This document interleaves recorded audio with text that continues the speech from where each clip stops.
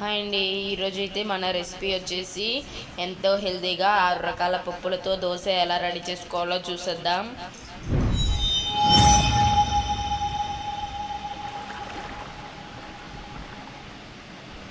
ఈ దోశ రెడీ చేసుకోవడానికి ఫస్ట్ ఇక్కడైతే నేను ఒక గ్లాస్ తీసుకున్నాను. ఒక గ్లాస్తో గ్లాసుడు బియ్యం, ఇంకో గ్లాసుడు వచ్చేసి పొట్టు పెసరపప్పు, ఇంకో గ్లాసుడు వేరుశనగలు, నెక్స్ట్ అదే గ్లాస్తో కందిపప్పు కూడా తీసుకుంటున్నాను. నెక్స్ట్ సాయిపప్పు ఒక గ్లాసుడు, ఇంకొక గ్లాస్తో వచ్చేసి పెసరపప్పు తీసుకున్నాను. నెక్స్ట్ ఇంకొక గ్లాసుడు వచ్చేసి పచ్చెనగపప్పు తీసుకున్నాను. సో ఇలా ఏమైనా మనం ఇవన్నీ ఒక ప్లేట్లోకి తీసుకోవాలి. తర్వాత ఒక బౌల్ తీసుకొని ఇవన్నీ ఆ బౌల్లోకి వేసేసుకోవాలి. అన్నీ కలిసేలాగా నీట్గా కలిపేసుకొని 2-3 టైమ్స్ మనం వాష్ చేసేసుకోవాలి. ఇవి 2-3 టైమ్స్ వాష్ చేసుకున్న తర్వాత మనం దీని నిండు వాటర్ అనేవి పట్టుకొని నానబెట్టుకోవాలి. ఇవి నానడానికి 6 to 8 hours పడుతుంది. నేను నైట్ నానబెట్టేసుకుని మార్నింగ్ అయితే రెడీ చేసేసుకున్నాను. సో ఇక్కడైతే మనకి ఇలా రెడీ అయిపోయినాయి, బాగా నానిపోయినాయి. వీటిని అయితే ఇప్పుడు నేను మిక్సీ జార్లోకి వేసేసుకుంటున్నాను.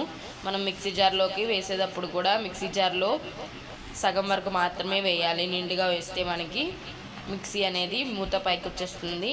సో అందువరకే సగం వరకు వేసేసుకొని, ఈ సగం వరకు వేసేసుకున్న తర్వాత ఇందులోకి ఒక చిన్న అల్లం ముక్క అనేది మనం ఇందులోకి వేసుకుందాం. ఇలా పిండి అనేది మనకి పప్పులు అనేవి బాగా నానిన తర్వాత మిక్సీ జార్లోకి తీసుకొని ఇందులోకి చిన్న అల్లం ముక్క, నెక్స్ట్ ఇందులోకి కొన్ని పచ్చిమిర్చి, ఒక 2 or 3 పచ్చిమిర్చి అయితే సరిపోతుంది. ఇలా పచ్చిమిర్చి కూడా తీసేసుకోవాలి. సో ఇలా పచ్చిమిర్చి తీసుకొని మనం దీన్ని అయితే క్లోజ్ చేసేసుకుందాం. ఇలా క్లోజ్ చేసేసుకుందాం. సో ఇదైతే మనం ఎంతో హెల్దీ అయిన రెసిపీ అండి. వీటితో మనం దోశ అనేది దోశ రెడీ చేసుకోవడం. ఇందులోకి కొంచెం సాల్ట్ కూడా వేసుకుందాం. రుచికి సరిపడా సాల్ట్ అయినా వేసుకోవచ్చు, లేదంటే తర్వాత పిండిలో అయినా కలుపుకోవచ్చు. తర్వాత మనం మిక్సీ పట్టుకోవడానికి ఎంతైతే వాటర్ కావాలో అంతవరకు వాటర్ కూడా యాడ్ చేసేసుకొని మూత పెట్టేసి దీన్ని మెత్తగా మిక్సీ పట్టేసుకోవాలి. మనకి పప్పు అంతా నలిగేంత వరకు బాగా మిక్సీ పట్టేసుకొని ఇలా రెడీ అయిపోయిన తర్వాత దీన్ని అయితే ఒక బౌల్లోకి తీసేసుకోవాలి. అలాగే రిమైనింగ్ పప్పు ఏదైతే ఉందో దాన్ని కూడా మనం మిక్సీ పట్టేసుకొని మొత్తం పిండిని మనం రెడీ చేసేసుకోవాలి. మనకి దోశ బ్యాటర్ అనేది రెడీ అయిపోవాలి. ఇక్కడైతే చూసారు కదా, నాకు ఫైనల్గా నేను మొత్తం మిక్సీ పట్టిన తర్వాత నాకైతే ఇలా రెడీ అయిపోయింది. సో కొంచెం సాల్ట్ తగ్గింది కాబట్టి నేను కొంచెం సాల్ట్ కూడా వేసేసుకొని ఇలా నీట్గా కలిపేసుకుంటున్నాను. సో దోశ పిండి వేసుకోవడానికి బ్యాటర్ అయితే రెడీ అయిపోయింది. ఇది మనకేమీ పొలేయాల్సిన అవసరం లేదు, అప్పటికప్పుడు వేసేసుకోవచ్చు. దానికోసం నేను స్టవ్ మీద ప్యాన్ పెట్టేసుకున్నాను. కొంచెం ఆయిల్ వేసి ఒక కాటన్ క్లాత్తో నీట్గా తుడుచుకుంటే మనకి ఈ దోశలు అనేవి పర్ఫెక్ట్గా వస్తాయి.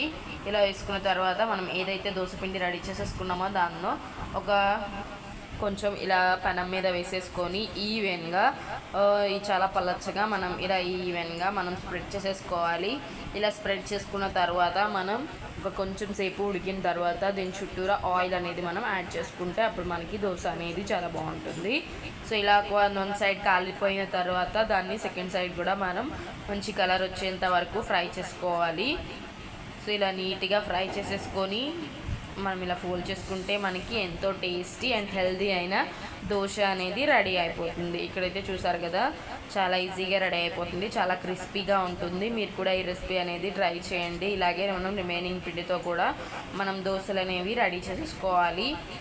సో ఇలా నీట్గా వేసేసుకొని మనం దోశలు అనేవి రెడీ చేసేసుకోవాలి. చూసారు కదా, సో ఇక్కడైతే మనకి దోశలు అయితే రెడీ అయిపోయినాయి. 6 రకాల పప్పులతో మనకి ఎంతో హెల్తీ అయిన దోశ అయితే రెడీ అయిపోయింది. ఇక్కడ ఫైనల్గా మనం ఇందులోకి ఏ చట్నీ అయినా తీసుకోవచ్చు. కారపొడి కానీ, పల్లీల చట్నీ, కొబ్బరి చట్నీ, ఇలాగ ఏ చట్నీ